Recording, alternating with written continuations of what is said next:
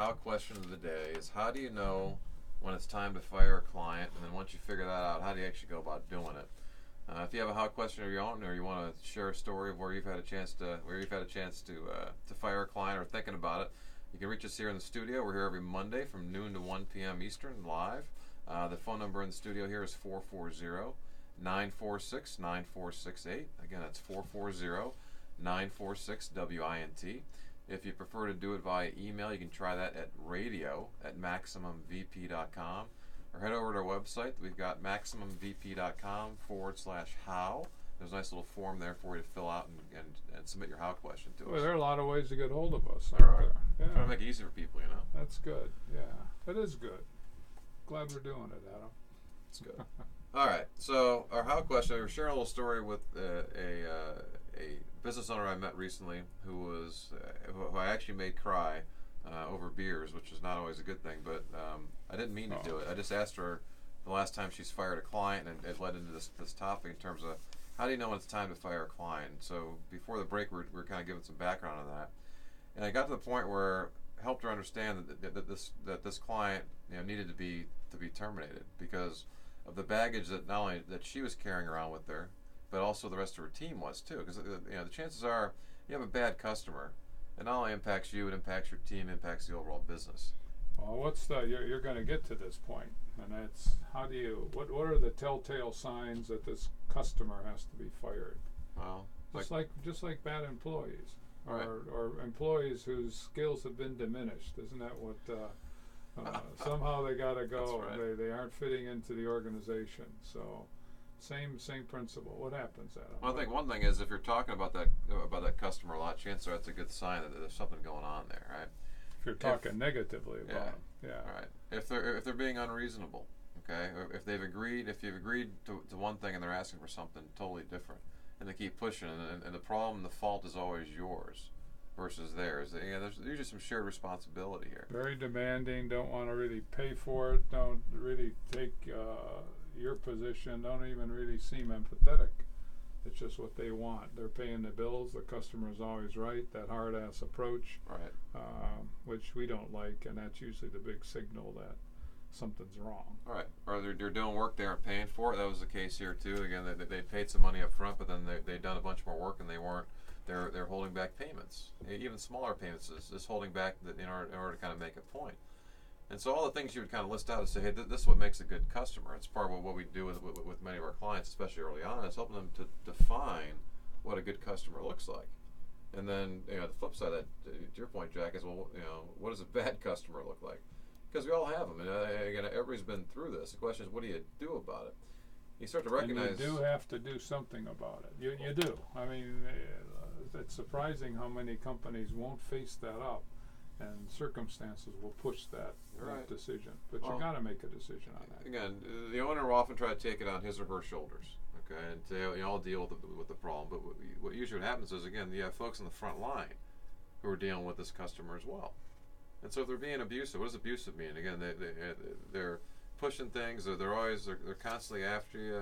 If you have certain rules that are kind of set up, they're calling after hours. That they're pestering people on the weekend. Whatever they're doing, they're abusing the privilege of trying to work with you. No, it doesn't mean you don't do those kinds of things from time to time. It's really and it's subjective, but it's a number of instances.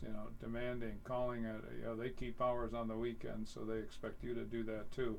And again, once in a while that's okay. And if it's a legitimate crisis, right, that has subjectivity to it too when you define it. Well, so I was asking this owner, Jack. I was asking her to make a case. I joked about it. So, you're not making a very good case as far as why this is a good customer. I said, tell me again why you want to keep this as a customer, right? And she's laughing. And so she's like, okay, you're right. So, well, I'm afraid. Again, I think I mentioned this before. She was afraid that, again, having deeper pockets, that this client might sue her, or would say bad things about her, or again, being more of a people pleaser, she wanted to get it right.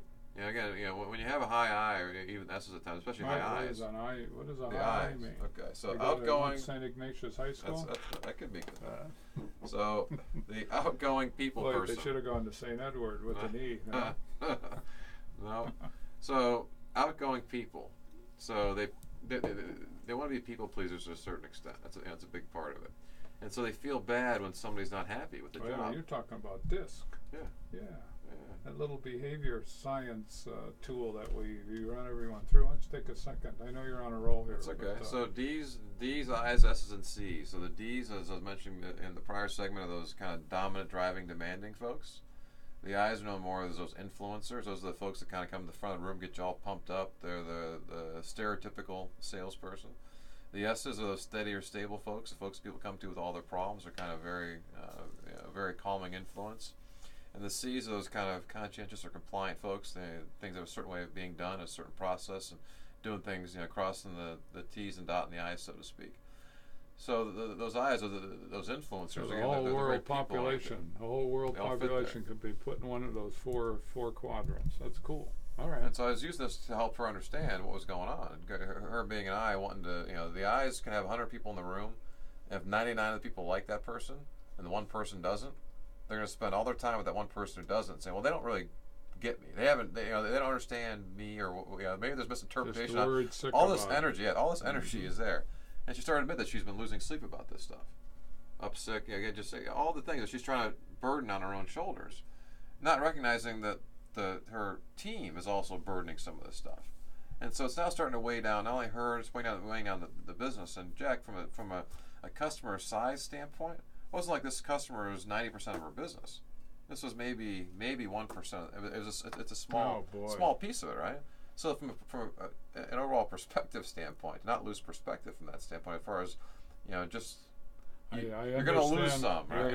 Your disc explanation helped greatly. I can't comprehend how customers like that aren't whacked pretty quickly. But being a D, I would fully say understand. right. You're ready to I fully go. understand. And being an experienced D as well. So this owner's newer too. She's maybe 5-6 years in, so she's still kind of learning as she goes. So you have that combination as well. So anyway, so we got to the point where she couldn't make the case for me, Jack, as far as why she should keep this as a customer. It was more about how to go about terminating this customer. And again, we kind of walked through some different scenarios. What would be a good outcome? And again, from her standpoint, hey, if we could just walk away, give him the stuff, and he signs a 3-sentence thing that says, "Hey, I'm not going to sue you or speak bad," whatever it might be. Like we can walk away and we're good. That would be an okay outcome. Do it, absolutely. I'm still waiting for when's she going to start? When's she going to start crying? Oh, the tears were coming all throughout this. Just talking about it. Okay. This was, again, it was, and they're busting my go. She's got a smile on her face, and she's crying. Smiling, tears. Again, it's a range of emotions that most owners feel during the course of the week. She was doing it all within about an hour or two, Jack. It was, again, laughing, crying, and everything in between. People buying her beers, right, and that helps, keeping right? her going. Helps That's get things going. Okay. Everybody else gets uncomfortable with those. I said we make people cry all the time. It's part of what we do. So we've had big tough guys crying. That's not going to faze me. And so this, what this does is this shows that you care. That's a very important thing. I said you should never apologize for crying. It's okay to cry. That's it means you're very passionate about what you're trying to do. And you're also frustrated right now. So we always have a clean hanky in our pocket just for our box of tissues we keep out. Right? That's right. That's right. So it's very normal. So we got from that point where she couldn't convince me why she should hold on to this client, to where we were role playing through some of the ways to help to get rid of the client. Hey, I want you to come with me. I want you to come next week with me to kind of help fire this client. I said, no. I said, that's not what we do. So we've done that on occasion with people to kind of go. I said, but we'll coach you up so you can do this. Because you can do this. We'll put those steel rods in your back, get you kind of there. We'll role play through it to make sure you know what's going on. That's right. But to get you to do it, it's a big growth thing for you to be able to kind of grow through this kind of a discussion. You don't need us in the room. You can do this. So there are a lot of good discussions about that, and there are also discussions about male versus female stuff kind of going on too, and that's something that we're very sensitive to. But we're out of time with this segment, so we'll come back to it when we get back here on 30 Secrets of Small Business. I'm